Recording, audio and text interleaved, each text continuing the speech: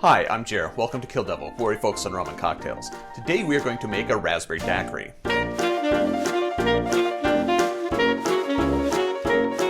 To make this drink, I'm going to start with the syrup. 3/4 ounces of raspberry syrup. 3/4 ounces is 22.5 milliliters. Then 3/4 ounces of lime juice. 3/4 ounces, 22.5 milliliters. Finally, the rum.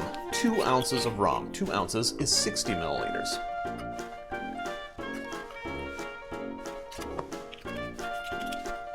Add your ice.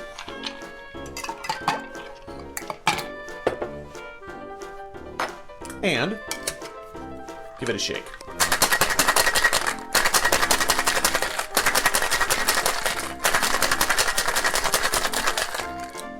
A lot of people like to double strain their daiquiris. I prefer single straining.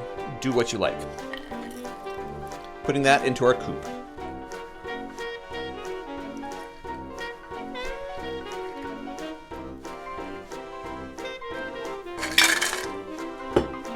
Finally, garnish.